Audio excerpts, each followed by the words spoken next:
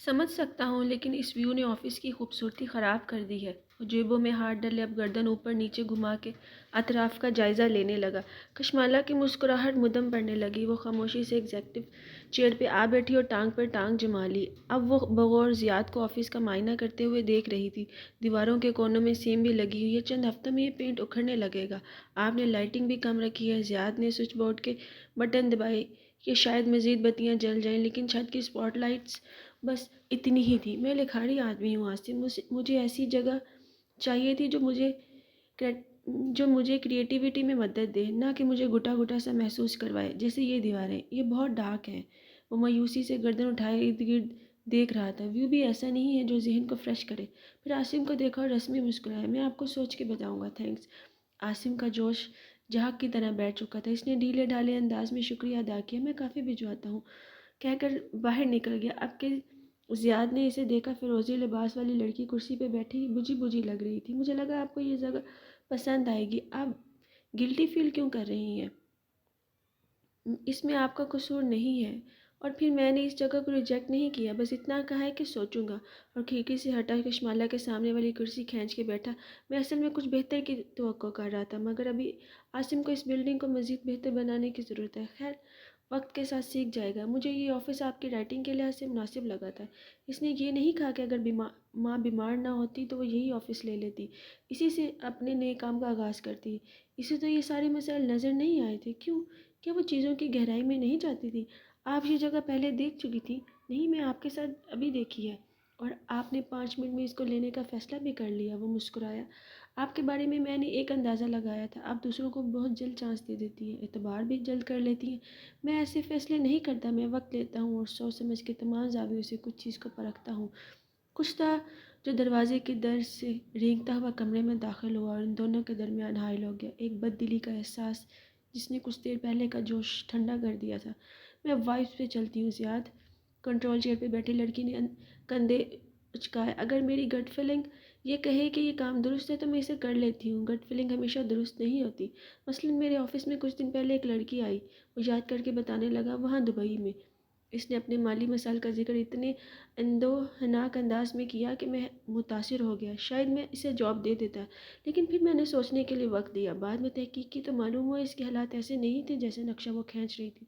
میں ہوتی تو اس کے لیے آفس میں جگہ بنا دیتی اور اس کو نوکری دے دیتی، کیونکہ میری ماں کہتی ہے کہ جب ہم دوسروں کے لیے جگہ بناتے ہیں تو اللہ تعالیٰ ہمارے لیے ہماری زندگی کو شادہ کرتا ہے۔ اس کا انداز سنجیدہ تھا، لیکن کچھ تھا جو اسے اچھا نہیں لگ رہا تھا۔ سامنے بیٹھا زیاد مسکرایا۔ وہ میں دیکھ سکتا ہوں آپ کیسے لوگوں کو جاب دے دیتی ہیں۔ کشمالہ نے گہری سانس لی۔ اب کہ وہ بولی تو انداز قدرے سخت تھا۔ آپ کا اشارہ میرے ڈرائیور کی طرف ہے غالباً۔ وہ دیکھنے میں اچھا بھلا لگتا ہے، لیکن ایسا ہے نہیں۔ اس نے 1 سال پہلے ایک کمپنی بنائی تھی جو فلاپ ہو گئی تھی، اور وہ تب سے بے روزگار اور مقروض تھا۔ میری جاب سے اس کے قرضے نہیں اتریں گے، لیکن کم از کم وہ اس قابل تو ہو جائے گا۔ آپ مہربان دل کی مالک ہیں، اسی لیے کسی کو آپ کے پاس آ کر اپنی مالی مجبوریوں کا ذکر کیا اور آپ نے یقین کر لیا۔ وہ مسکرایا جیسے بڑا کسی بچے کی بات پہ مسکراتا ہے۔ آپ میری جگہ ہوتے تو کیا آپ ایسے نوجوان کو جاب نہ دیتے؟ وہ کرسی پہ آگے ہوئی اور آنکھوں کی پتیاں سکیڑ کے اسے دیکھا۔ وہ سننا چاہتی تھی کہ وہ آگے سے کیا کہتا ہے۔ نہیں، میں اس نوجوان کو جاب بالکل نہ دیتا۔ زیاد نے شانے جھکائے۔ کیونکہ میں دل سے نہیں، دماغ سے فیصلہ کرتا ہوں۔ مثلاً آپ کا ڈرائیور کم اسسٹنٹ کہہ رہا ہے کہ اس کے اوپر 1 سال سے قرضے ہیں۔ انٹرسٹنگ، مگر آئی فون کا جو ماڈل اس کے ہاتھ میں تھا وہ ابھی ستمبر میں ریلیز ہوئے۔ ایک قرضوں کا شکار آدمی 6000 درہم کا فون اٹھا کے نہیں گھومتا، نہ ہی وہ ٹام فورڈ کے جوتے پہنتا ہے۔ سرمئی دیواروں والے آفس میں ایک لمحے کے لیے سناٹا چھا گیا۔ میں اچھے برے کی پہچان کر سکتی ہوں۔ میرا ڈرائیور چاہے مہنگا فون اٹھائے، چاہے ڈیزائنر جوتے پہنے، اگر وہ میرا کام ٹھیک کر رہا ہے تو یہ میرا مسئلہ نہیں ہے۔ آپ برا مان گی، میرا یہ مطلب نہیں تھا۔ زیاد کے چہرے پہ معذرتی تاثر ابھرا۔ میں صرف ایک بات کہہ رہا تھا، کبھی کبھی کسی کی نصیحت سن لینی چاہیے کشمالہ، یہ انسان کو بڑے نقصان سے بچا لیتی ہے۔ زیاد سلطان کے گہرے مشاہدے کی وہ صلاحیت جو اسے اس دن متاثر کر گئی تھی آج شدید بری لگی۔ میں چلتی ہوں، مجھے کہیں پہنچنا ہے۔ کیا آپ کو مزید یہاں کچھ دیکھنا ہے؟ وہ گھڑی دیکھتی اٹھ کھڑی ہوئی۔ اس کی سبز آنکھیں اب بے تاثر تھی اور پیشانی پہ شکنیں تھی۔ زیاد بھی کھڑا ہو گیا۔ نہیں، میں بھی چلتا ہوں، لیکن امید کرتا ہوں ہم دوبارہ مل سکیں گے۔ پھر وہ رکا نہیں، اس کافی کے لیے بھی نہیں جو عاصم بھجوانا بھول گیا تھا غالباً۔ سر کے خم سے اسے خدا حافظ کہا اور لمبے لمبے ڈنگ ٹک بھرتے ہوئے وہاں سے نکل گیا۔ کشمالہ اسے لفٹ کے دروازے کے پیچھے گم ہوتے دیکھا تو واپس بیٹھ گئی، کہانیاں میز پہ بچھا دی اور چہرہ ایک بازو پہ رکھ دیا۔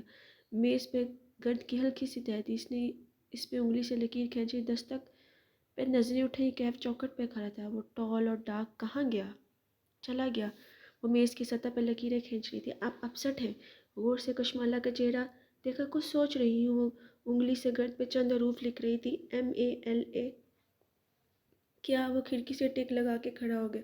جوگرز کی کینچی بنا لی۔ وہ سیدھا کھڑا نہیں ہوتا تھا، ہمیشہ ایسے کھڑا ہوتا تھا، سینے پہ بازو لپیٹے، ایک جوتا دوسرے کے آگے رکھے۔ کیف، اس جگہ میں تمہیں کیا کیا خامیاں نظر آتی ہیں؟ بہت سی، گنواؤں؟ کشمالہ نے تھک کے اسے دیکھا۔ وہ عاصم کی کامیابی پہ خوش تھی اور یہاں سب کو خامیاں نظر آتی تھی۔ ورکنگ سپیس میں ڈیسک کے درمیان فاصلہ زیادہ ہونا چاہیے تاکہ ہر ورکر کو اپنی پرائیویسی ملے، کیونکہ یہ سپیسز ہمیشہ تب فلاپ ہوتی ہیں جب ورکرز خاموشی سے کام نہیں کر سکتے۔ لوگ یہاں جس سکون کی تلاش میں آتے ہیں، ان کو وہ ملنا چاہیے، ورنہ وہ گھر میں ہی نہ کام کر لیں۔ واقعی انگلیوں پہ گنوا رہا تھا۔ دوسرا، تمام ہالز میں آرکیٹیکچر کی تھوڑی سی غلطی ہے، بہت سی جگہ ڈیکور میں ضائع کی گئی ہے، بالخصوص کونے۔ وہاں بہت کوزی سے کارنر بنائے جا سکتے تھے۔ کشمالہ نے ایک نظر کھڑکی کو دیکھا، پھر لائٹنگ کو، پھر گرے دیواروں کو۔ کیف نے ان میں سے کسی کا ذکر نہیں کیا تھا، اور اس پوری بلڈنگ میں ایک چیز کی کمی ہے۔ وہ مسکرایا، پودوں کی، ہے نا؟ وہ بھی ہلکا سا مسکرا دی۔ ساری بد دلی اور کلفت دور ہونے لگی۔ جیسا کہ آپ کہتی ہیں کشمالہ بی بی، رنگوں کی اپنی زبان ہوتی ہے۔ سبز رنگ تو پوری لغت ہے، یہ کریٹیوٹی کا رنگ ہے، یہ ذہن کو فریش کر کے اس میں نئے آئیڈیاز ڈالتا ہے۔ عاصم کو صرف ایک مشورہ دیں کہ بلڈنگ میں پودے اور سبز رنگ کا اضافہ کر دیں۔ اور یہ آفس، اس کی سوئی وہیں اٹکی تھی، یہ کیسا ہے؟ جنت ہے۔ لاہور میں کارنر آفس، وہ بھی اس قیمت پہ کہاں ملتا ہے؟ میرے پاس پیسے ہوتے تو فوراً اس جگہ کو لے لیتا۔ تمہیں کم روشنی یا باہر کے منظر سے مسئلہ نہ ہوتا؟ وہ ہنس دیا، گال کا گڑا واضح ہوا۔ میں نے لیپ ٹاپ پہ سر جھکا کے کام کرنا ہے، سور میں دھاگا نہیں ڈالنا۔ اوپر سے چائے کافی فری ہے، ایک انسان دن میں 2 سے 3 کپ ہی پی سکتا ہے، کیا فائدہ؟ یہاں وہ لوگ آتے ہیں جنہیں خود کو روز بستر سے نکال کے کام پہ آنے کے لیے مجبور کرنا پڑتا ہے، وہ اپنے لیے کام کرتے ہیں، ان کے سر پہ کوئی ڈنڈا نہیں ہوتا۔ ایسے میں کو ورکنگ سپیس میں فری کافی اس لیے دی جاتی ہے تاکہ آپ کے پاس کام پہ آنے کا بہانہ ہو، لگژری کو انجوائے کرنے کا دل چاہے، ورنہ کوئی کافی یا چائے کا بھوکا نہیں ہوتا۔ آپ اتنی منفی باتیں کیوں کر رہی ہیں؟ 2-4 آرکیٹیکچر کی غلطیاں تو ہر بلڈنگ میں ہوتی ہیں، مگر عاصم اس جگہ کو اچھا مینیج کر رہا ہے۔ کچھ نہیں، گھر چلو، ماں اکیلی ہوں گی۔ وہ ہاتھ جاڑتے ہوئے اٹھ کھڑی، وہ عاصم سے نہیں ملنا چاہتی تھی، عجیب شرمندگی سے محسوس ہو رہی تھی۔ جاتے جاتے رک کے کیف کو دیکھا، پھر نظریں اس کے ہاتھوں میں پکڑے فون تک گئیں۔ اس کے جوتے یقیناً ریپلیکا تھے، لیکن فون اصلی تھا، اس نے پہلے نوٹ کیوں نہیں کیا؟ تم تو کہہ رہے تھے تم پہ 1 سال سے قرض ہیں، پھر آئی فون کا یہ نیا ماڈل کیسے خریدا؟ کیف نہ گھبرائے، نہ پریشان ہوا، ہلکے سے شانے اچکائے۔ میں نے کب کہا میں نے خریدا؟ گفٹ ملا، اتنے مہنگے گفٹ کون دے سکتا ہے؟ ایک لڑکی نے دیے ہیں، امیر لڑکیاں مہنگے تحفے دیتی ہیں، صاحب آپ کی طرح نہیں ہوتی جو صرف تنخواہ دے، وہ بھی لیٹ۔ کشمالہ نے گور کے اسے دیکھا اور آگے بڑھ گئی، اس کی ہیل کی آواز سارے کوریڈور میں گونجتی گئی۔ کیف نے سینے میں مکی سانس خارج کی، کوفت سے اس فون کو دیکھا اور نفی میں سر ہلایا۔ وہ کتنا کچھ چھپائے گا اس سے؟ میں نے اس ساری بات سے یہ نتیجہ نکالا ہے مالا، کہ ماہی نے اس کا لمبا سا ٹیکسٹ پڑھنے کے بعد جواب لکھا تھا کہ تم اتنے دن بعد زیاد سے ملی اور تم نے کیف کی وجہ سے اس سے بحث کی۔ میں نے کیف کی وجہ سے اس سے بحث نہیں کی، وہ میری چوائس پہ مجھے شک میں مبتلا کر رہا تھا۔ وہ کار کی پچھلی سیٹ پہ بیٹھی ٹھک ٹھک ٹائپ کر رہی تھی۔ ہو سکتا ہے وہ آفس اس کے لیے مناسب نہ ہو مالا، وہ تمہارا دل رکھنے کے لیے تو اس آفس کو نہیں لے سکتا تھا نا؟ ویسے بھی وہ بہت خشک اور پریکٹیکل سا لگتا ہے۔ میں یہ نہیں کہہ رہی کہ اس کا قصور ہے، لیکن اس کو کیف کے بارے میں ایسے نہیں کہنا چاہیے تھا۔ پھر کیف یار کون ہے یہ کیف؟ میں نے اس کو دیکھنا ہے، تمہاری ہر بات میں اس کیف کا ذکر ہوتا ہے کیونکہ وہ آدھے سے زیادہ دن میرے ساتھ ہوتا ہے۔ مالا تم نے ظہیر کے ساتھ 5 سال کام کیا ہے، میں نے تمہارے منہ سے ظہیر کا ذکر 5 دفعہ بھی نہیں سنا سوائے اہم موقعوں کے، مگر کیف اسپیشل ہے، میں تم سے بات ہی نہیں کر رہی۔ اور مائی ہنس دی، تمہارے اس دعوے کی ایکسپائری ڈیٹ 6 گھنٹے سے زیادہ نہیں ہے۔ وہ بھی مسکرا دی۔ اس کو گھر اتار کے وہ کچھ دیر کے لیے باہر چلا گیا۔ پچھلی اسٹریٹ میں ایک پارک بنا تھا۔ کیف سورج اور گرمی کی پرواہ نہ کرتے ہوئے وہاں ایک بینچ پہ بیٹھا اور کال میں لا کے فون کان سے لگائے۔ اس کے چہرے پہ بے چینی تھی۔ ضیاء سلطان کے بارے میں معلوم کیا؟ جیسے میرے پاس کرنے کے لیے اور کام نہیں، مالک تلخی سے بولا، پھر گہری سانس لی۔ ہاں معلوم کیا تھا، وہ کوئی رائٹر ہے اور ایک اچھی جاب کرتا ہے، ماں باپ کا اکلوتا بیٹا ہے، باپ شریف سا ہے، وہ بھی جاب کرتا ہے، ماں ہاؤس وائف ہے، قرآن پڑھتی اور پڑھاتی ہے، نیک شریف ماں باپ ہیں اور اس نوجوان کی ریپوٹیشن بھی اچھی ہے۔ کم گو اور نہ کم گو اور نڈر سا ہے، تمہیں اس سے کیا مسئلہ ہے؟ اس کو مجھ سے مسئلہ ہے، وہ مجھے پسند نہیں کرتا، یوں ہی لگتا ہے مجھے، کیف ناز پسندیدگی سے بولا۔ میرا خیال ہے تم اسے پسند نہیں کرتے کیونکہ وہ اس لڑکی میں انٹرسٹ ہے، اس لیے میں تمہیں ایک ریئلٹی چیک دیتا ہوں۔ مالک اس سرد آواز میں استہزا تھا۔ تم کیف جمال ہو، ایک ناکام انسان جس کا نہ کوئی کیریئر ہے نہ کوئی سماجی حیثیت۔ تم کشمالہ مبین کے ڈرائیور اور گارڈ ہو، وہ تمہیں اس سے زیادہ کچھ نہیں سمجھے گی۔ تم اس کی جتنی حفاظت کر لو، جس دن اس کو معلوم ہوگا کہ تم اس کو اس طرح دھوکہ دیتے آئے ہو، وہ تم سے نفرت کرے گی۔ تمہاری اس کہانی کا المناک انجام ایسے ہی ہونا ہے، اس لیے اس کو یہی ختم کر دو۔ حقیقت ایسا زہر ہے جس کو پینے سے انسان مرتا نہیں ہے، بس وہ اس کے اندر کی ساری امیدیں چوس جاتا ہے۔ وہ جو بار بار بھولنے لگتا تھا، اسے ایک دفعہ پھر حقیقت یاد دلائی جا رہی تھی۔ میں کیف جمال ہوں، ایک ناکام انسان جس کا کوئی کیریئر یا سماجی حیثیت نہیں ہے، اس نے خود سے دہرایا، کسی سب کی طرح۔ اسے بار بار خود کو یہ یاد کروانا تھا کیونکہ وہ اسے ایسے ہی دیکھتی تھی۔ وہ گھر آئی تو ماں اپنے کمرے میں تھی، اس نے جوتے لاؤنج میں اتار دیے اور ننگے پیر چلتی ہوئی ماں کے کمرے کی طرف آئی۔ ماں نے اس کے آنے کی آواز نہیں سنی تھی، اس لیے انہیں معلوم نہ ہو سکا، اور کشمالہ ان کے سر پر پہنچ گئی۔ وہ الماری کا پٹ کھولے کھڑی تھی اور ہاتھ میں سون حلوے کا ڈبہ تھا۔ وہ چپکے اس سے سون حلوہ نکال کے کھا رہی تھی۔ ڈبہ بند کیا تو چونک گئی۔ پہلوؤں پہ ہاتھ رکھے سرخ پڑتے چہرے کے ساتھ ان کے سامنے کھڑی تھی۔ تم کب آئی؟ انہوں نے ڈبہ بند کیا اور الماری میں رکھنے لگی، لیکن کشمالہ نے وہ ان کے ہاتھ سے لے لیا۔ آپ کو میرا احساس ہے ماں؟ وہ دبا دبا سا چلائی۔ میں 2 دن سے پریشان ہوں کہ آپ کی فاسٹنگ شوگر 140 سے نیچے کیوں نہیں جا رہی، اور آپ میری ساری محنت ضائع کر رہی ہیں اسے ایک اسٹوپڈ حلوے کے پیچھے۔ آواز بلند ہونے لگی۔ ماں نے چوڑی پکڑے جانے پہ سر جھکا لیا، ہتھیلی بیڈ پہ رکھی، سہارے سے بیڈ پہ بیٹھی۔ ماں آپ کو تھوڑا سا بھی میرا احساس ہے؟ آپ کے پیچھے میں کون سی قربانیاں دیتی ہوں، آپ کی صحت کے لیے کتنا ہلکان ہوتی ہوں، مگر آپ کو احساس ہی نہیں ہے، نہ میری زندگی کا نہ میرے کام کا۔ آپ کو اتنی سی بھی میری پرواہ نہیں ہے۔ کہاں کا غصہ کہاں نکل رہا تھا، آنسو اس کی آنکھوں سے زاروں کے تار گر رہے تھے۔ وہ وہیں زمین پہ بیٹھ گئی، الماری سے ٹیک لگایا اور زور زور سے رونے لگی۔ پتہ نہیں ایک دم سے اتنے سارے آنسو کہاں سے آ گئے تھے۔ بس بچے کریں ماں کا خیال، اور ماں اس نے نہیں کرنا ہوتا بچوں کا خیال۔ ماں نے چہرہ اٹھایا، ان کی بوڑھی آنکھوں میں بے چارگی تھی۔ اچھا میں اب کوشش کروں گی کہ میٹھا نہ کھاؤں۔ ایک ذرا سہما سا انداز، ایک ڈرا سہما سا انداز۔ پریشانی؟ کشمالہ نے بھیگی آنکھوں سے انہیں دیکھا اور تب اسے احساس ہوا ماں جان بوجھ کے میٹھا نہیں کھاتی۔ وہ جانتی تھی وہ ان کے لیے اچھا نہیں ہے، وہ کوشش بھی کرتی تھی خود کو روکنے کی، مگر وہ کر نہیں پاتی تھی، کہ ان کے بس میں نہیں تھا یہ تب اس کا مرض ہی ایسا ہے۔ وہ بھی اتنی ہی مجبور تھی جتنی کہ مالا۔ وہ وہاں سے اٹھی، آنسو صاف کی، پھر ڈبہ واپس الماری میں رکھا، الماری بند کی۔ ماں نظریں جھکائے بیٹھی تھی۔ کشمالہ ان کے ساتھ بیڈ پہ بیٹھی اور نرمی سے ان کے فربا کندھے پہ ہاتھ رکھ کے کہنے لگی، ماں بس کچھ دن آپ نے کنٹرول کرنا ہے، اگر آپ کے گھٹنے کی سرجری کی نوبت آئی تو مسئلہ ہوگا، اور ہاں آج سے آپ میرے کمرے میں شفٹ ہو رہی ہیں، آپ کو ماحول چینج کرنے کی ضرورت ہے۔ نرمی سے ان کا کندھا دبایا، ماں نے سر ہلا دیا، کوئی مزاحمت نہیں کی۔ ہاں ویسے بھی تمہارا منہ ڈرائیور باز نہیں آیا، ساری رات لڑکیوں سے باتیں کرتا ہے۔ اسے آنسوں کے درمیان بھی ہنسی آ گئی۔ اچھا باتیں کیا کرتا ہے یہ تو بتائیں، مجھے نہیں سمجھ آتی، کوئی دوسری زبان بولتا ہے۔ کشمالہ ہنس دی، وہ آپ کی وجہ سے انگریزی بولنے لگ گیا ہوگا، اور کیف کو فون کالز کرنے سے نہیں روک سکتی تھی، اچھا نہیں لگتا تھا۔ رات میں وقت بھی اور ماں کی ساری چیزیں لے کے مالا کے کمرے میں آ گئی۔ ماں کو آج کل چلنے میں کچھ زیادہ ہی دشواری پیش آئی تھی، جیسے وہ بہت تکلیف سے چل رہی ہوں۔ مالا کے کمرے میں آئی تو ہانپتی ہوئی بیڈ پہ بیٹھ گئی، پھر گردن گھما کے اطراف میں دیکھا۔ اس کمرے کی ایک دیوار زیتون رنگ کی تھی اور باقی تینوں دیواریں ایش وائٹ تھیں۔ مالا ہم ہوٹل میں ہیں؟ نہیں ماں، ہم اپنے گھر ہیں۔ ماں کے پاس کبھی پشاور جاتے کسی شادی پہ تو ہوٹل میں رہا کرتے تھے، ماں کو رشتہ داروں کے گھر رہنا پسند نہیں تھا۔ مالا کے کمرے کی سیٹنگ بھی اسی ہوٹل کے کمرے جیسی تھی، سفید چادریں اور بیڈ کور۔ ماں پھر سے مکس اپ کر رہی تھی، یہاں بریک فاسٹ فری ہے ماں، ہم ہوٹل میں نہیں ہیں، یہ میرے کمرے میں ہے۔ پھر سے یاد کریں، اچھا میں ذرا نماز پڑھ لوں۔ وہ کھڑی ہوگی، وہ جانتی تھی کہ ماں نماز پڑھ چکی ہے، وقت بھی گواہ تھی، لیکن ماں کو بھول گیا تھا۔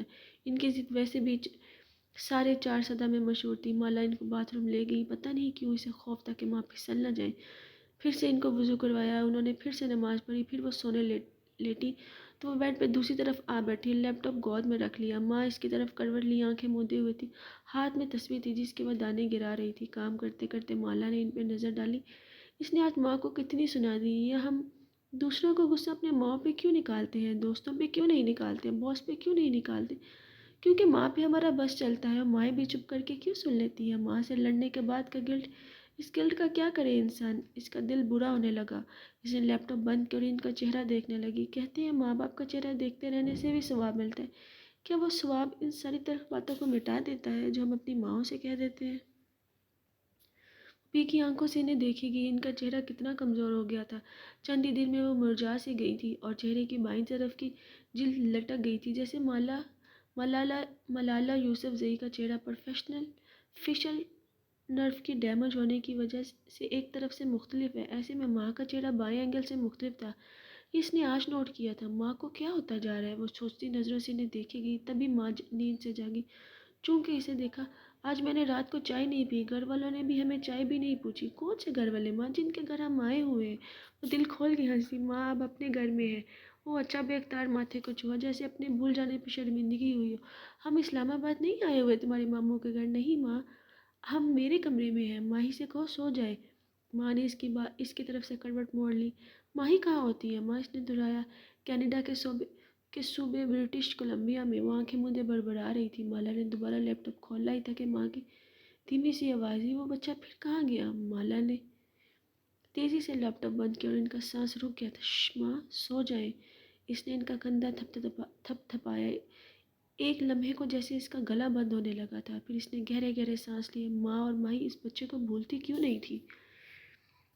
چلی ویک کے اس چھوٹے سے گھر میں اس وقت دوپہر کا وقت تھا۔ ماہی لیونگ روم کے صوفے پہ تکیوں کے سہارے ٹیک لگائے نیم دراز تھی، ہاتھ میں ریموٹ تھا اور بے تجی سے چینل بدل رہی تھی۔ دفتر اس کی نگاہ ٹی وی کیبنٹ سے پہ پھسلتی گئی۔ وہ بدوقت اٹھی اور ننگے پیر چلتی کیبنٹ تک آئی، اسے کھولا اور اپنی اسکیچ بک نکالی۔ واپس صوفے پہ بیٹھتے ہوئے دھیرے دھیرے صفحہ پلٹانے لگی، یہاں تک کہ وہ تصویر سامنے کھل گئی۔ ماں بنا اس تصویر کو دیکھے گئی خاموشی سے پل جھپکے بغیر۔ وہ ایک 3-4 سال کے بچے کی تصویر تھی۔ ان کی زندگی میں جو بھی مسائل تھے، ان سب کا ذمہ دار یہ بچہ تھا۔ کیا وہ مالا کی طرح ہاتھ پہ ہاتھ دھرے بیٹھی رہے گی؟ کیا وہ اس حقیقت کو جھٹلانے کی کوشش کرے گی جو اس کے سامنے منہ کھولے کھڑی تھی؟ وہ حقیقت جو اس کو نگلنے کے لیے تیار تھی، بلکہ اس کو کیا، اس کے پورے خاندان کو؟ نہیں، وہ مالا نہیں تھی، وہ ماہی تھی۔ اسے اس معاملے کو خود ہی ختم کرنا تھا۔ کوئی ماہی کی نہیں سنتا تھا، لیکن وہ ایک بات جانتی تھی، ماہی کا اندازہ کبھی غلط نہیں ہوتا۔ اس نے موبائل اٹھایا اور ڈاکٹر رائٹ کے نام سے ایک چیٹ کھولی، پھر اس کی انگلیاں ٹائپ کرنے لگی۔ میں آپ سے ملنا چاہتی ہوں، کیا کل یا پرسوں ہم مل سکتے ہیں؟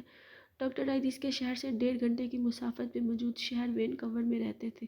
وینکوور ایک بڑا شہر تھا، دنیا کے مہنگے ترین شہروں میں سے ایک۔ آباد، اور وہ ویکینڈ پہ وینکوور جایا کرتے تھے۔ وہ وہاں دن گزارتے، شاپنگ کرتے، پھر واپس آ جاتے۔ وہ وہاں سیر و تفریح کے لیے جاتے تھے، انجوائے کرنے، مزہ کرنے۔ مگر اس دفعہ ماہی وہاں کچھ اور لینے جائے گی، ان تمام سوالوں کے جواب لینے جو اس کو راتوں کو جگائے رکھتے تھے۔ اگلا سارا دن گھر کے کاموں میں گزرا۔ وہ بخوبی سے صفائیاں کرواتی رہی، پھر رمضان آنے سے پہلے کچھ چیزیں بنوا کے فریز کروانی تھی، گروسری لانی تھی۔ ایسے میں معیز سے بات کرنے سے یاد ہی نہیں رہا۔ دوپہر میں عاصم کا فون آ گیا۔ تمہارے پرفیکشنسٹ کزن نے آفس لے لیا ہے۔ اس نے مزید کوئی شکایت نہیں کی۔ اس نے کہا کہ یہ آفس چونکہ کشمالہ کو پسند آ گیا تھا، اس لیے وہ مزید نہیں سوچنا چاہتا۔ وہ مسکرا دی۔ زیاد کو احساس ہو گیا تھا، اسے اچھا لگا۔ شام میں زیاد کو معذرتی میسج بھی آیا۔ اس نے ڈائریکٹ سوری نہیں کہا تھا، لیکن وہ فکر مند تھا کہ کشمالہ اس کو غلط نہ سمجھے۔ اس نے بھی کوئی بات نہیں کی، لکھ کے بھیج دیا۔ رات گئی بات گئی۔ نیورولوجسٹ سے اپائنٹمنٹ کنفرم ہے نا سوموار کی؟ وہ اس رات کھانے کی ٹیبل پہ آئے تو مالا نے پوچھا۔ وہ تینوں اب اکٹھے کھانا کھاتے تھے، بالخصوص رات کا کھانا۔ موہت نے لقمہ توڑتے ہوئے سر جھکائے جی کہہ دیا۔ ساسا وہ اپنے فون پہ بھی لگا تھا۔ موہت کی زندگی اس کے فون سے شروع ہو کے اسی پہ ختم ہوتی تھی۔ دفتر موہت نے متلاشی نظروں سے ٹیبل پہ دیکھا۔ بخبی نے میرا سلاد الگ سے پھر نہیں بنایا، کہا تو تھا میں نے۔ موہت نے افسوس سے نفی میں سر ہلایا۔ بخبی کے وعدے اور وائکرل کے وعدے پہ کبھی بھروسہ نہیں کرنا چاہیے۔ ایک تو موہت کی یہ سرجری والے ریفرنس اسے سمجھ نہیں آتے۔ سرجری سے اسے یاد آیا، اسے موہت کو کچھ بتانا تھا۔ ماں چپ چپ اسے کھانا کھا رہی تھی۔ وہ انگریزی میں کہنے لگی، موہت تمہیں نہیں لگتا ماں کے چہرے کا بایاں حصہ تھوڑا ڈیویٹ کر رہا ہے؟ موبائل پہ چلتی ڈاکٹر موعید مبین کی انگلیاں تھم گئیں۔ اس نے دھیرے سے گردن اٹھائی۔ اس کی آنکھیں ماں کے چہرے کے تک گئیں۔ چند لمحے اس کو دیکھتا رہا۔ ہو اس نے فون رکھ دیا اور سر جھکا کے دوسرا نوالا توڑا۔ ماں کو لگا اس کی انگلیاں کانپی تھی، شاید اس کا وہم تھا۔ چہرہ ایسا کیوں ہو رہا ہے ماں کا؟ اس نے انگریزی میں پوچھا۔ ہو جاتا ہے اولڈ ایج، وہ نظریں ملائے بغیر بولا۔ وہ اوکے کہہ کے واپس کھانا کھانے لگی۔ موہت نے جو نوالا توڑا اسے ختم نہیں کیا، بس اس پلیٹ میں رکھے بیٹھا رہا۔ اس کا چہرہ جھکا ہوا تھا۔ سنو، صبح تیار رہنا 7 بجے، ماں کو میو ہسپتال لے جائیں گے، وہ میز سے اٹھتے ہوئے بولا، اور اب بھی مالا کو نہیں دیکھ رہا تھا۔ اتنی جلدی کیوں؟ ماں کا اسکین کروائیں گے، لسٹ لمبی ہوتی ہے، جلدی جائیں گے تو جلدی کام ہوگا۔ گھٹنے کا اسکین؟ ماں نے ایک نظر اسے دیکھا۔ ہاں گھٹنے کا۔ اور پھر وہ وہاں نہیں بیٹھا، وہ سیدھا اپنے کمرے میں چلا گیا۔ اس کے کمرے کی بتی بھی ساری رات جلتی رہی۔ وہ سحری کے بعد سو گئی تھی۔ 6:30 بجے موہت نے آ کے اسے اٹھایا۔ اس کے چہرے سے لگتا تھا وہ ساری رات نہیں سویا۔ وہ خود بھی کام کی وجہ سے دیر سے سوئی تھی، اسے بہت نیند آ رہی تھی۔ موہت نے کافی پینے کا وقت بھی نہیں دیا، اسے نہ جانے کس بات کی جلتی تھی۔ کہاں وہ ہفتے بھر بعد کی اپائنٹمنٹ لیے بیٹھا تھا، اور کہاں وہ صبح صبح ماں کو ہسپتال لے آیا۔ میو ہسپتال میں ایک سرخ سی نئی عمارت حال میں ہی بنی تھی۔ وہ اس کا نیا اور جدید آلات سے لیس سرجیکل ٹاور تھا۔ داخلی دروازے پہ موہت ماں کے لیے وہیل چیئر لے آیا۔ سفید چادر میں ملبوس تھی، تھکی تھکی سی لگتی تھی، جیسے تکلیف میں ہے۔ بدبخت وہیل چیئر پہ بیٹھی موہت چیئر آگے دھکیلنے لگا۔ مالا ساتھ ساتھ چلنے لگی، وہ بار بار جمائی روکتی تھی۔ اس نے سیاہ کینوس شوز کے ساتھ سرمئی لباس پہن رکھا تھا، سرمئی دوپٹہ سر پہ لیا ہوا تھا اور سن گلاسز ماتھے پہ اٹکا رکھے تھے۔ یہ موہت کی ورک پلیس تھی، اور موہت یہاں آ کے بڑا کانشیس ہو جاتا تھا، بالخصوص بہنوں کے بارے میں۔ سرجیکل ٹاور کی عمارت میں ہر طرف پودے رکھے تھے۔ سبزے کو دیکھ کر چہرے پر خود بخود مسکراہٹ بکھر گئی۔ موہت ماں کی وہیل چیئر دھکیلے آگے جا رہا تھا اور گزرتے ہوئے پودوں کو انگلیوں سے چھوتی جا رہی تھی۔ موہت یہاں صرف موہت نہیں تھا، وہ ڈاکٹر موہت تھا۔ ڈاکٹر موہت ادھر آئے ہیں۔ ڈاکٹر موہت یہ دیکھیں، اپنے بہن بھائیوں کو ان کی ورک پلیس یا یونیورسٹی میں دیکھنا بھی کافی دلچسپ ہوتا ہے۔ وہ جن کو ہم گھر میں اندر باہر سے جانتے ہیں، جن کی کوئی اہمیت نہیں ہوتی، جو گھر میں لڑتے بھی ہیں اور روتے بھی، اپنی ورک پلیس میں وہ بڑے ہی مہذب بنے ہوتے ہیں۔ موہت ماں کو لیے MRI روم میں چلا گیا۔ اسے کہا کہ وہ ساتھ والے روم میں بیٹھ جائے۔ وہ دوسرے روم میں چلی آئی۔ وہاں ایک شیشے کی دیوار تھی جس سے MRI دکھائی دیتا تھا۔ وہ دیکھ سکتی تھی کہ موہت ماں کو اسٹریچر پہ لٹا رہا تھا۔ ساتھ چند کمپیوٹرز لگے تھے جن کے ساتھ ایک ٹیکنیشین بیٹھا تھا۔ اس نے موہت کی وجہ سے مالا کو کچھ نہیں کہا، اپنا کام کرتا رہا۔ ماں کو اسٹریچر پہ لٹا کے MRI کی آدھے چاند جیسی مشین کو سیٹ کیا جانے لگا۔ اس کی نظریں ماں کے گھٹنے پہ تھی، لیکن وہ مشین کو ماں کے سر پہ سیٹ کر رہا تھا۔ کشمالا کا ماتھا ٹھنکا۔ سر پہ کیوں؟ MRI سٹارٹ ہوا تو موہت باہر نکلا، سیدھا اس روم میں آیا تو مالا کو دیکھ کر ٹھٹکا۔ مالا یار، میں نے تمہیں ساتھ والے روم میں بیٹھنے کو کہا تھا، یہاں نہیں۔ تم تو کہہ رہے تھے گھٹنے کا اسکین ہونا، پھر برین کا کیوں؟ وہ آگے آیا اور ٹیکنیشین کے کندھے پہ جھک کر اسکرین کو دیکھنے لگا۔ موہت میں کچھ پوچھ رہی ہوں کیونکہ گھٹنے کو چلنے کا حکم برین سے آتا ہے۔ مالا بایو نہیں پڑھی تھی کیا؟ وہ جیسے چڑ گیا۔ مالا کو چلنے میں دقت ہوتی ہے نا، ماں کو چلنے میں دقت ہوتی ہے نا۔ ہم نے یہ دیکھنا ہے کہ برین کیوں گھٹنے کو چلنے کا حکم نہیں دے رہا۔ کیوں نہیں دے رہا؟ کیونکہ موہت کی نظریں اسکرین پہ تھی۔ کبھی کبھی برین میں SOL بن جاتا ہے، ان کی وجہ سے چہرہ ڈیوائٹ کرنے لگتا ہے۔ SOL کیا ہوتا ہے؟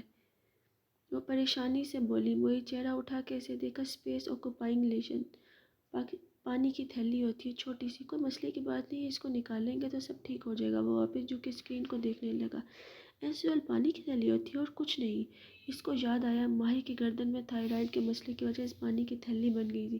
انجیکشن سے ڈاکٹر نے پانی نکال لیا تھا، بس اتنی سی بات تھی۔ کنٹرول روم کافی بڑا تھا، گلاس وال کے ساتھ۔ ٹیکنیشین کرسی پہ بیٹھا اسکرین کو دیکھ رہا تھا، موہت اس کے ساتھ کھڑا تھا۔ مالا پچھلے ایک کرسی پر جا کے بیٹھ گئی۔ کرسی کے ہتھ پہ کونی رکھے ہتھیلی گال تک رکھے۔ رات نیند نہیں پوری ہوئی تھی، اوپر سے روزہ بھی تھا، اس کی آنکھیں بھاری نہ لگی۔ اس نے پلکیں موند لیں۔ MRI 45 منٹ چلنا تھی، آرام سے، ابھی کافی وقت تھا۔ SOL پانی کی تھیلی ہوتا ہے اور کچھ نہیں۔ وہ کنچی نیند پہ تھی جب کہنی پھسلی۔ وہ جھٹکے سے سیدھا ہوئی، غنودہ آنکھیں کھلی۔ اسکین ہو رہا تھا، مشین کی گڑگڑاہٹ جیسی آوازیں یہاں تک آئی تھی۔ ماں گلاس وال کے پاس اسٹریچر پہ لیٹی نظر آ رہی تھی، ان کا سر مشین سے ڈھکا ہوا تھا، اسے موہت کی پشت نظر آ رہی تھی۔ SOL پانی کی تھیلی ہوتا ہے اور کچھ نہیں۔ موہت کتنی دیر ہے؟ اس نے پیچھے سے پکارا۔ موہت نے جواب نہیں دیا، یقیناً سنا نہیں تھا۔ اس نے پھر سے سوال دہرایا۔ موہت نے اب بھی جواب نہیں دیا، اور پھر وہ تیز قدموں سے دروازے کی طرف بڑھا، باہر نکل گیا۔ کشمالا نے تعجب سے اسے باہر جاتے دیکھا۔ SOL پانی کی تھیلی ہوتا ہے اور کچھ نہیں، اس نے کہنی پھر سے کرسی پہ ٹکائی، تھوڑی کو ہتھیلی کے پیالے میں رکھ دیا۔ آنکھیں دوبارہ بند ہونے لگیں۔ غنودگی میں اسے آواز آئی، بریک ہیل سے ٹک ٹک چلتی کوئی خاتون اندر آئی تھی۔ وہ تیزی سے سیدھی ہوئی، آنکھیں پوری کھول لی۔ ایک تو صبح کافی نہ پینے اور ذہن فریش ہی نہیں ہوتا۔ اینک لگائے، سفید کوٹ پہنے وہ تیار شہر سے کوئی ریڈیالوجسٹ تھی، چہرے پہ کرختی تھی اور وہی کرختی کی آواز میں بھی تھی۔ ٹیکنیشین نے پیچھے کھڑے ہو کر اسکرین کو دیکھا۔ اس کے اوپر برین کے اندر کی فلم چل رہی تھی، سیاہ اور سفید رنگ کی فلم۔ یہ ڈاکٹر معید کی پیشنٹ ہے؟ جی۔ کشمالہ اٹھ کھڑی ہوئی۔ ریڈیالوجسٹ نے مڑ کے اس اینک کے اوپر سے دیکھا۔ آپ ڈاکٹر ہیں؟ نہیں، میں ڈاکٹر معید کے ساتھ ہوں۔ پھر اس نے اسکرین کی طرف دیکھا۔ برین اسکین کو وہ سمجھ نہیں سکتی تھی، وہ سیاہ اور سفید تھا، وہ کوئی اور زبان تھی۔ کوئی ایسا سوال ہے کیا ان کے برین میں؟ وہ قدم چلتی اس کے ساتھ آ کھڑی ہوئی، اسکرین کو ایسے دیکھا جیسے ان پڑھ کتاب کو دیکھتے ہیں۔ جی۔ ریڈیالوجسٹ نے سر ہلایا، وہ ابھی اسکرین کو دیکھ رہی تھی۔ کشمالہ نے ایک نظر دروازے کو دیکھا، وہ شیشے کا تھا۔ اس کے پار کوریڈور میں معید کھڑا نظر آ رہا تھا۔ اس کی مالا کی طرف پشت تھی، وہ بیچ کوریڈور میں کھڑا کیا کر رہا تھا؟ کچھ غلط تھا اس سارے منظرنامے میں، کچھ تھا جو بہت غلط تھا۔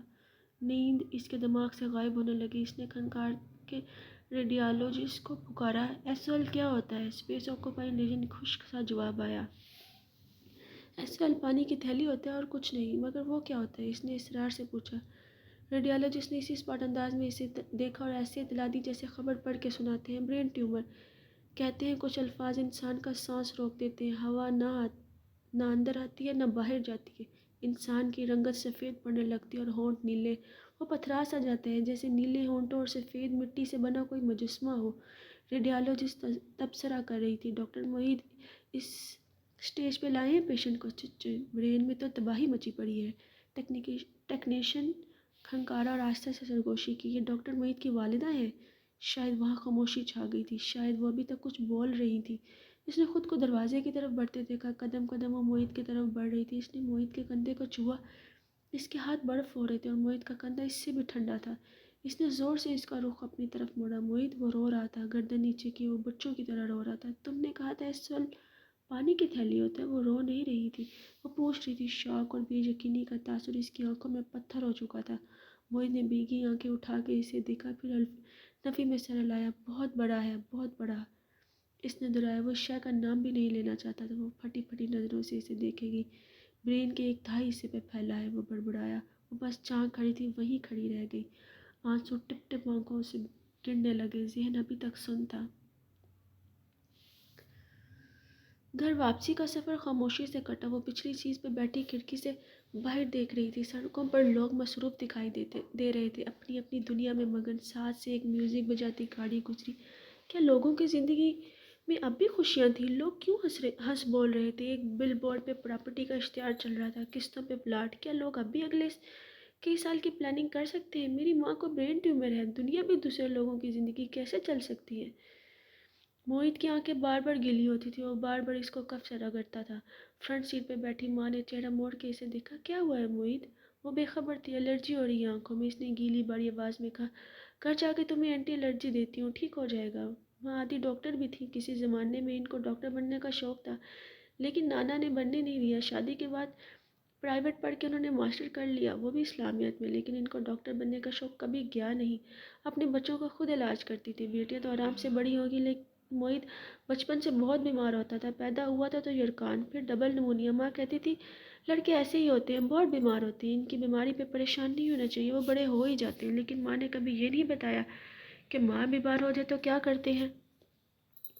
گیٹ کیف نے کھولا تھا۔ وہ بغور مالا اور معید کی شکل دیکھ رہا تھا، لیکن بولا کچھ نہیں۔ وہ ماں کو اندر لے آئے، انہیں بیڈ پہ لٹائے۔ ان کو نیند آ رہی تھی۔ معید نے کہا کہ وہ سو جائیں۔ بخت کو ان کے ساتھ چھوڑا۔ بخت باری باری ان دونوں کے تاثرات دیکھ رہی تھی، مگر وہ بھی کچھ نہیں بولی۔ کشمالہ معید اس چہرے کے ساتھ واپس نہیں آئے تھے جس کے ساتھ وہ گئے تھے۔ بخت کو ماں کے پاس چھوڑ کے معید نے اس کا ہاتھ پکڑا اور سیڑھیاں چڑھنے لگا۔ انہیں آپس میں بات کرنی تھی۔ اوپر مالا کے ہوم آفس میں آ کے معید نے دروازہ بند کیا، کھڑکیاں مقفل کی، پھر آمنے سامنے کرسیوں پہ بیٹھے۔ وہ کس ٹائپ کا ٹیومر ہے؟ اس کی آنکھیں معید کے چہرے پہ امید تلاش کر رہی تھیں۔ یہ مجھے نہیں پتا۔ تم کیسے ڈاکٹر ہو؟ تمہیں کیوں نہیں معلوم؟ اس کی آواز بلند تھی۔ میں نیورو سرجن نہیں ہوں مالا، میں جنرل سرجن ہوں۔ ہر ڈاکٹر ہر چیز میں ماہر نہیں ہوتا۔ معید کا وہ پہلا جذباتی فیز گزر چکا تھا، وہ سنبھلا ہوا تھا اور تحمل سے بتا رہا تھا۔ اس لیے آج ہم ماں کی رپورٹس نیورو سرجن ڈاکٹر دوہرا کے پاس لے کر جائیں گے۔ وہ بتائیں گے یہ کس قسم کا ٹیومر ہے، سرجری ہو سکتی ہے یا نہیں۔ وہ بھیگی آنکھوں سے اسے دیکھے گئی۔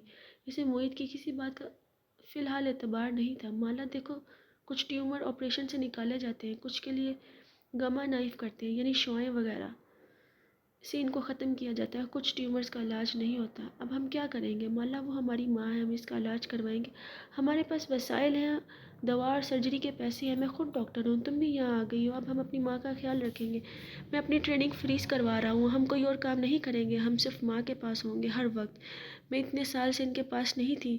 میں ان کے پاس کیوں نہیں تھی؟ صدمے کی پہلی چوٹ اگر شوق ہوتا ہے تو دوسری چوٹ گلٹ کی پڑتی ہے۔ خود کو الزام دینا، اپنا قصور ڈھونڈنا، کیونکہ انسانی دماغ کو کسی نہ کسی پہ الزام رکھنا ہوتا ہے۔ میں ان کے پاس ہو کے بھی اپنی ٹریننگ میں اتنا مصروف تھا کہ مجھے ان کے پاس بیٹھنے کا وقت نہیں ملتا تھا۔ میں اتنے عرصے تک دیکھ ہی نہیں سکا کہ ان کا چہرہ ڈیویٹ ہو رہا ہے۔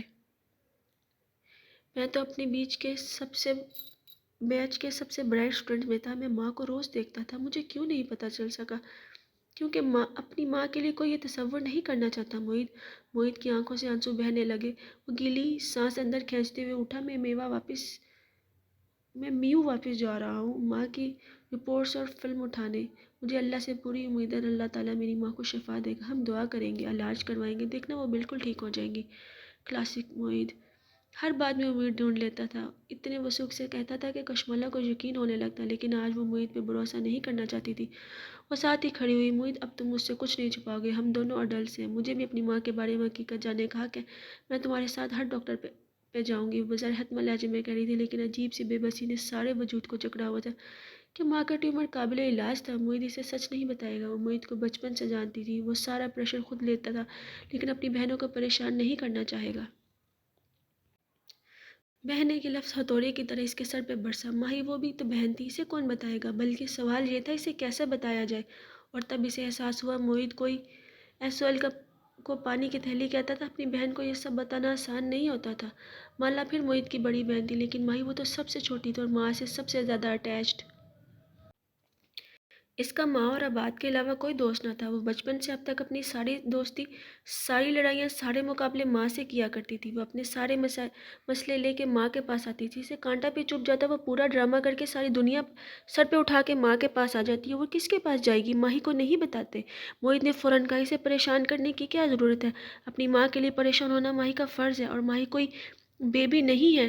ہم اس سے یہ نہیں چھپا سکتے، اپنوں کی بیماریاں اس وجہ سے نہیں چھپانی چاہیے کہ فلاں پریشان ہو جائے گا۔ وہ دونوں اب اسٹوڈیو میں کھڑے دبی دبی آواز میں بحث کر رہے تھے اور سفید ورق ٹیبل پر رکھے پودے اداسی سے ان کو دیکھ رہے تھے۔